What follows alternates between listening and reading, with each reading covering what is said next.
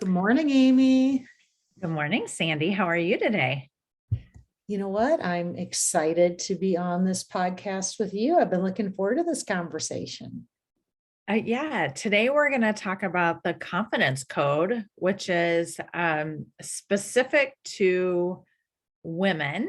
Most of this, I'm just going to say, is about women, and I'll share really quick. I'm excited about this conversation too because when I was doing the research, it really just caught my attention and resonated, and I was like, "Oh my gosh, listen to this!" So it started in this book was, I want to say, like 2013. Is that about right? Sounds Do you about remember? right. Yeah. And it was two journalists who were repeatedly interviewing lots of different people. But what they kept noticing was that when they interviewed women about something that had happened to them, the women gave external credit. So I was in the right place at the right time, or I got lucky, or something like that. And men tended to take credit. They were like, "Oh, thank you," And so they started digging in and doing some research on this of why women tend to not be as confident in what they're doing. So that's what we're talking about today. I mean, the whole thing was fascinating. I went back and watched some of the YouTube videos where they interviewed the author, and especially the Adam Grant one. We'll put that in the link. I don't think it was very long, maybe 8 minutes, 5 minutes, but it really got me thinking. So as she brought up these different things, my head was spinning with, I tend to be a confident person. Where did that come from? When haven't I been? There are things I don't do that she brought up. Definitely the male versus female, thinking back to working in a male dominated world. And then also with kids, Amy, you've got 3 girls and 1 boy. I have 3 boys and I have brothers. And so, yeah, the whole thing got my mind going. So many very good points on her side. And then two, got me thinking about what are the takeaways? How do I help mentor other women in their confidence? And then one thing that I'm going to throw in here too, that I'd love to discuss is when she brought up, do men need to take it, or maybe Adam did, do men need to take it down a notch? Is it not so much that women need to take it up a notch, and what do they need to do to have more confidence? But do men, maybe it needs to go both ways. So that was just a lot of interesting concepts. So where are we going to start, Amy? All right. First, I'm just taking notes as you're talking because I'm like, yes, these are good things. First, I want to define confidence because some people associate confidence with self-esteem. They're different. They're different. Confidence is taking an idea and doing an action. And so one of the things, so going with that definition of confidence, one of the things that was noticed was women tend to think about things way too much. We like overthink, and we think about it more than we try to do it. Overthink it, become stories. And we've talked about this in past episodes about how we create stories in our minds. I think it's gotten worse in this world of texting and emailing too, because you can never infer tone. And so a good example would be, Amy, you and I went back and forth. I sent a text saying, "Hey, where would I find this link?" And you sent a really quick text back, and then later said, "Sorry, I was on a call." But how often do we as women say, "Oh, Amy must be mad at me. Oh gosh, did I ask too many times? Maybe I should have found the link myself." But really, the reality was you were just trying to get me what I needed, and there was no. But again, would a man overthink that? And I didn't in that case, because I tell you, I've gotten much better with this because I do remind myself, don't overthink it. I honestly will say those words to myself with anything, a text, a tone, don't overthink it, maybe keep your guard up. It's always good to self, but don't let it go. Let it go. Yeah, and one of the things good, I'm glad you let it go. I wasn't mad at you. No. It was just, I was on a call and I was like, I gotta send this really quick because I didn't want you waiting. You're exactly right. I knew. Women tend to take Yes, situations like they that do. and overthink it. Yeah. Yes, completely. And the other thing that we do is we don't even try, because like there was this study that a professor did, and he asked his class to do this test. And he found that women didn't do as well. They didn't perform as well as the men. And then he started looking, and women didn't guess. What they did is if they didn't know it, they would just move on to the next one and not even try. And the men were guessing. So what he noticed is women left a whole bunch of blank and the men didn't. They've answered every single question. So the assumption is they were probably guessing some, because they can't know everything. So then he went back and he did it again, and he told them they had to all answer every single question, whether it was a guess or not. So made them do it. And then the women performed just as well as the men. Because right, it's back to action. And two big words that resonated with me that are, begin women versus men are perfection, strive for perfection, and then also the action. You got to convert thoughts to actions to have that confidence. And with the perfection, we want so bad, she used the example, we want to be perfect mothers, we want to be perfect wives, we're going to run the house well. We have total confidence when it comes to running the house. We're always striving for perfection, but then when we try to do things in the workplace, outside the household, it's that striving for perfection that we then don't try and take the action, because it's the fear of not being perfect or constantly trying to get there. And comparatively, back to the studies, and what the data is showing is that men aren't focusing so much on the perfection, and they're willing to try and take the action. Well, they're willing to fail.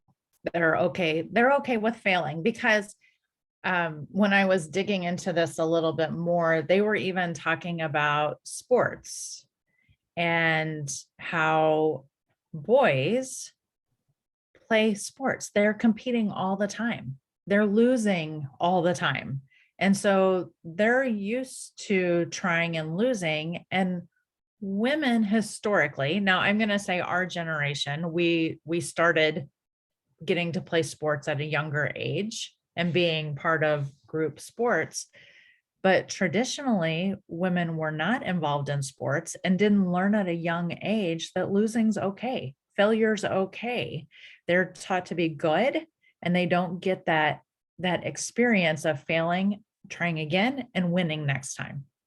So Amy, I went back because I thought, okay, again, there's some things I'm very confident with, some things not, but generally I'm a pretty confident person. And I thought, where did that come from? And I liked this theory of self-esteem, not theory, self-esteem versus confidence, because I think I had brought up in a prior episode, I think a couple of times ago, about how my grandparents, I think I said they built my confidence. I think they actually built my self-esteem. And one thing I wrote down and thought about as I reflected was, when I grew up in a small town, we were involved. There was no tryout for a select team. You were recruited. They didn't care, because you needed people to practice with, so I always laugh in the yearbook. I was involved in everything in grade school and high school, because we needed to fill a team, and that was male, female, all the way around. We had baseball that had girls in it because we needed to fill a team. And I will tell you that if I were to name one thing, self-esteem came from my parents and grandparents. Confidence came from being involved in a lot of things and failing at a lot of things and trying different things. I was able to convert to action because of all that involvement. And there was not, of course, you want to do well, but if I compare and contrast that to what I'd say kids these days, and whether it's small town or large, back to having to try out, not, two things, not being, not having that availability to be involved in a lot of things and throw yourself out there. And it's not just teams, it's being by different groups of people. I could hang with the popular people. I could hang with the bookish people. I had a lot of experience, and that whole fear of failure wasn't there. And then throw in that whole, we've got to be so good. Everything is, are you going to be elite? Are you going to be? Yeah. So that's what resonated with me. I mean, it's not coming up with the answer, but it also shows how it's a little bit more difficult with our kids and instilling that confidence because of their lack of exposure. And giving them the opportunity to be on losing teams. Yeah. Because parents are trying to manipulate where their kids are placed. If they're, and it's okay to be on the losing team. It's okay to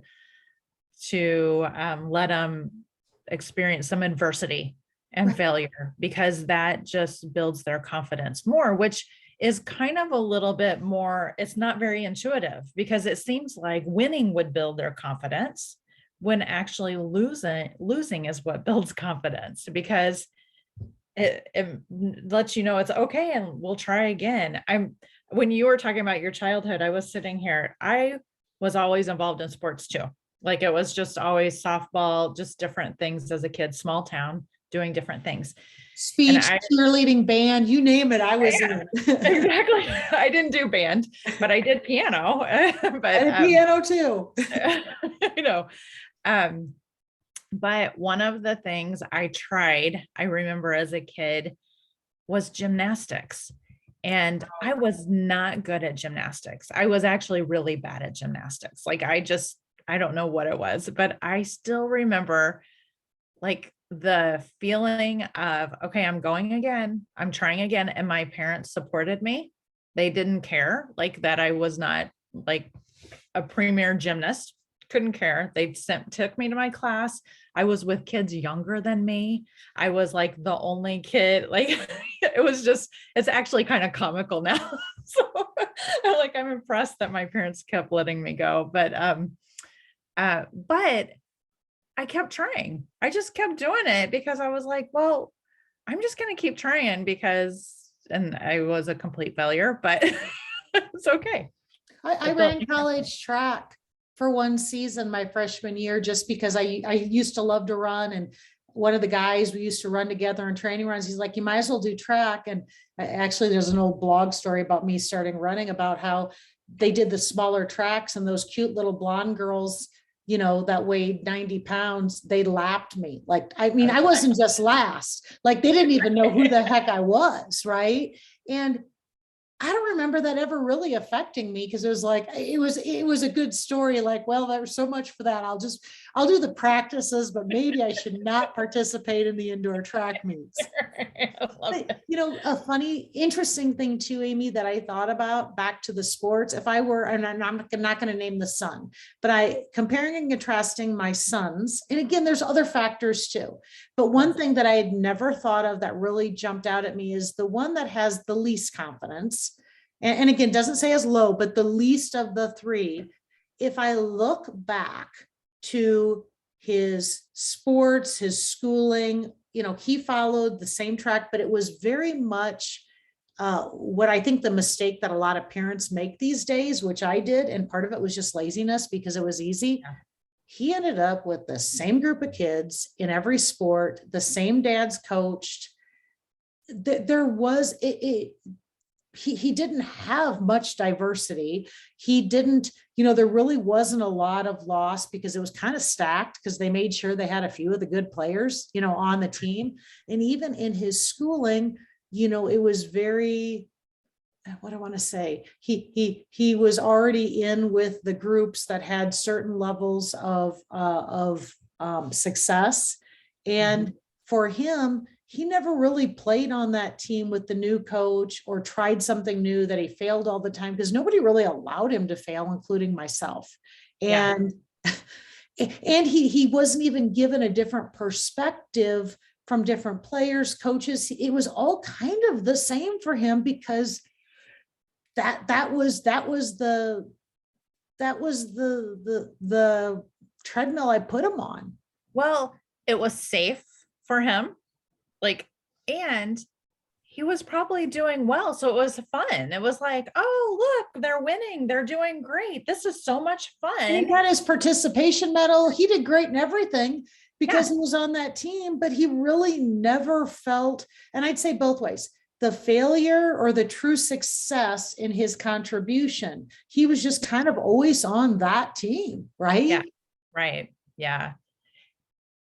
Which is hard as a parent because it's fun when they are on the best team and Right. they're beating everybody. It's like, oh, this is so much fun. They're having a great time. So it is a challenge. And you don't want to like knock down the kids that are on those teams because they should be able to celebrate their success. But I would say also put them in things that they're not successful at Right. so that they get to experience the other piece. And with I different remember, people that they get a fair assessment too, right? yeah, And other feedback. yeah. When my daughter, one of my girls was really good at soccer and she was on a great soccer team, and her coach, she actually told the girls they need to be doing other sports. She's like, I don't want you doing year-round soccer. She's like, I want you to play basketball. I want you to play Love it. volleyball. I want you to do all of these other things. And part of it was because you're not good at it. It's going to develop different muscles, different skills. So you'll be better at this sport. But it was just like, you need to be well-rounded. You don't need to just be this. And so, and you know, they were young, they were middle school. I guess it was middle school. And I so appreciated that because even in middle school, some of the coaches are expecting the kids to give it year-round effort. And then we grow into adults, right? And now all of a sudden we're Right. not on teams, but we kind of are, because my reflection for work early on of what gave me confidence was when, and keep in mind, back to male, female, all of my mentors were male because there were no females before me. And That's mine were too. It was all men. they gave me, we had a partner who left, and then we had to move his whole book of business around. And I worked very closely with him, and they gave me a big part of that, which I tell you, the first thought that crossed my mind when they said, you're going to be in charge of all these clients, is I'm not. That the first thought was, I can't do this. I didn't say it. And I remember the managing partner said, you know what, just do your best. You got this. You don't have to have all the answers. And if you need help, come get help. But you've got this. And it's okay not to be right. It's okay to tell the client you don't know the answer, but go for it. You're good. And they gave me permission to fail. They didn't say, don't screw this up. Right. I needed that in my head because, and so I would tell you that, teams change as you get older. We're not parenting but it's the same thing. And even if somebody doesn't give you permission to fail, you have to get past that perfectionist mindset and instead say, I can, or I'm going to do the best I can. Right. Yeah. That's great. So the other piece of that is some of this is actually genetic. In the research, they said that 50% of confidence is actually genetic. Okay. Mhm. Now, that being said, environment is the other 50%. So they have actually identified a gene that if it's longer, you tend to have the confidence gene. But if it's shorter, you don't have as much of the confidence gene. Okay. So then environment can overcome the short gene and give you confidence. And then environment can also squash the long gene. So it's like a 50, you have to be careful with the environment also, but know that it is genetic.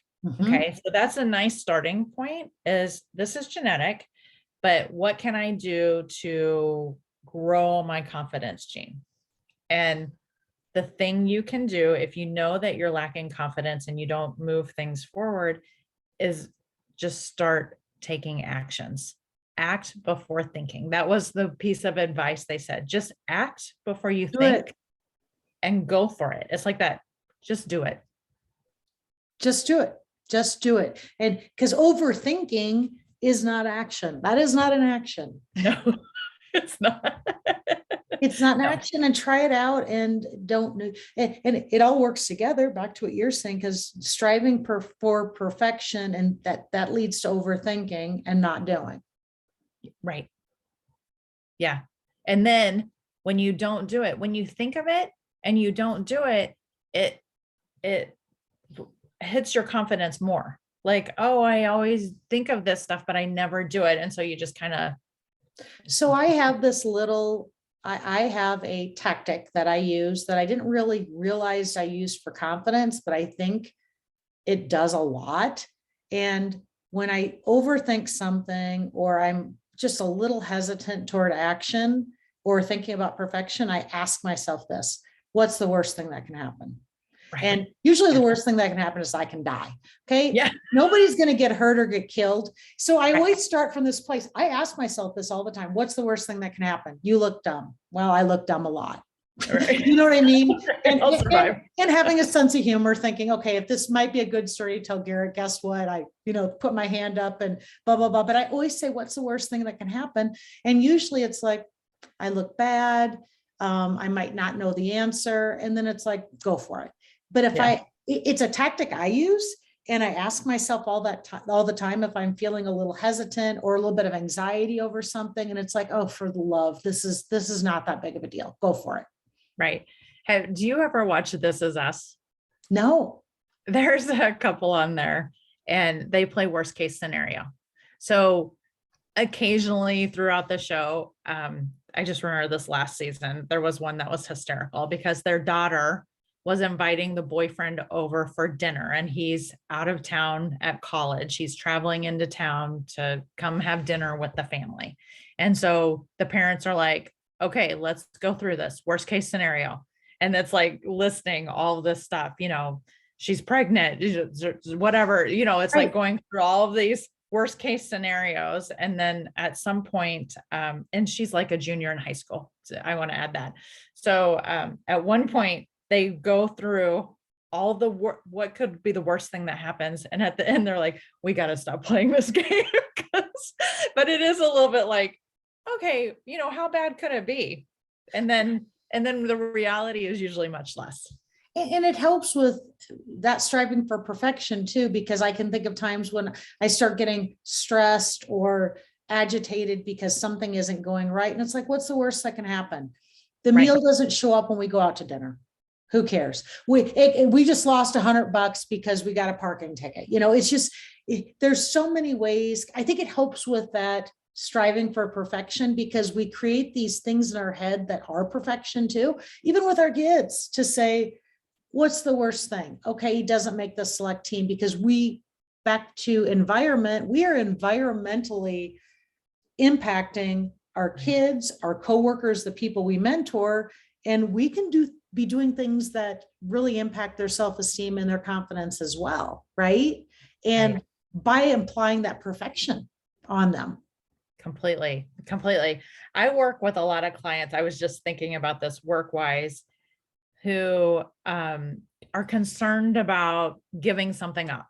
They're concerned about giving up an activity on their calendar. They're concerned about giving up something in their space that they're trying to simplify and minimize, but they're afraid to let go of some things. And so I always talk them through, okay, so what happens if you don't have this? What happens? And then it's kind of like, in 5 years, what does this look like? So it's a little bit of a reality check of getting them to see, oh, so, if I didn't have 5 cookie sheets and I needed 5 cookie sheets, what would I do?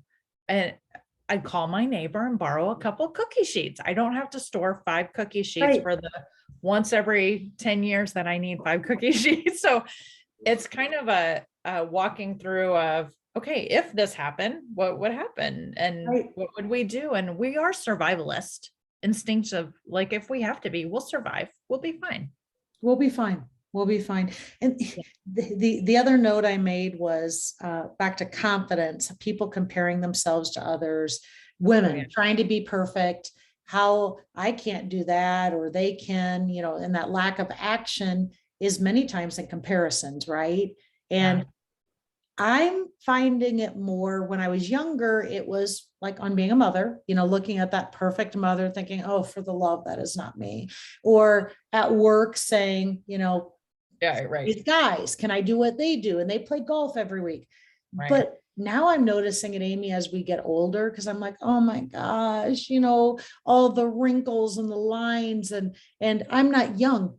She gave an example about she thought it was her British accent. She would back to women not saying it's because I'm great at things. She thought she got a lot of work because of her British accent. Right. Well, we're not young chickens anymore. And so then I look and say, oh my gosh, and then I look at women our age that are doing all kinds of things to look younger. And I tell you, the other thing I keep saying is my goal is to be the best version of myself with the body I've been given, with the genetics I've been given, with whether skin, smarts. At the end of the day, I'm 54. I'm no younger. I'm no older. Right. The environment, my DNA, it's what I've been given, and whether my gene for confidence is higher or lower, this is what I got, and the best I can do is the best version of what I have. So I'm going to be the best darn 54-year-old, kind of short, a little overweight, Midwestern girl that I can be. Good for you. And isn't that like the key to everything, is just being the best that we personally can be, not being better than anybody else. Right. It's just, let's just be our best, our personal best. And I'm loving how people are embracing with different mental health, anxiety issues, genetics, not just saying what's going wrong or what's going right, but how they've conquered some things that aren't going in their favor, because that's part of being the best versions of ourselves. Is we're dealt with all those uncontrollables, whether it's in our DNA makeup or the environment around us. And I love it that people are saying, you know what, I've had a tough few months and I've gotten past it, and they're more vocal in it in conversations I'm having, and not just trying to put up a front of this best social media version of what they have, because I think it helps all of us, all us women, lift each other up and say, we all are imperfect. We're imperfect. It's impossible to be perfect as humans. Right. And it's okay to embrace the imperfections. Completely. One of the things that you mentioned was like the mental health and stuff like that. And one of the key ideas in this book is that we can actually teach ourselves to be confident. If you have the short genetic, and you have not had the environment that's created confidence, we can actually rewire our brain. So there's still opportunity. And the opportunity is what we were saying is design failure around your life. Just go for things like sign up for a 5K, knowing that, in 3 weeks, it's going to be a disaster, but just try and fail and realize you walk away. It's all okay. But rewiring your brain, you can actually do, and you can either do it through therapy, through just DIY stuff. But they were talking about this phobia of spiders. And after 2 hours behavioral therapy, they were able to get people who were severely afraid of spiders to touch a spider, touch a tarantula. Wow. And 6 months later, they were still able to do it. So if they can rewire their brains for that, I don't know if you're afraid of spiders. I don't have an issue with spiders, but I do with snakes. That would be like horrifying to me. If somebody could get me to touch a snake and not have complete anxiety, I would be really impressed. All I got to say is I'm okay. Snakes, they're okay unless I know they can kill me. Back to what's the worst thing? I don't want to be near one that could do something that kills me. But I have to say, I just saw a social media post, a friend of mine that's down in South America that ate a guinea pig as a meal and said it was good. I have a phobia on that. I am not going anywhere near there. Oh, I have a phobia of eating guinea pigs. How about that? Okay. That was never on my radar. Interesting. And I'm not going to try out gymnastics. Yoga, yes. Gymnastics, no, because I could get hurt. I could definitely get hurt. I never got hurt as a kid, but now definitely. Okay. So knowing that we can rewire our brains, what I would challenge people, because one of the things you brought up was how do we help women with confidence? And is there an opportunity for men to kind of let women Right. shine? And I would say yes. And one of the things that was in this, it made me think of I am a huge football fan. Mhm. I love football, NFL football specifically. And one time we were at a game with a group of people, and I was in with the men watching the game because that's what I do. I like to watch the game, and the women, some of the women were in the kitchen. I don't know if they were all there, but I was in, and I remember in the circle of men, and a question was asked, and I answered the question. I was like, oh yeah, that was so and so, whenever, whatever.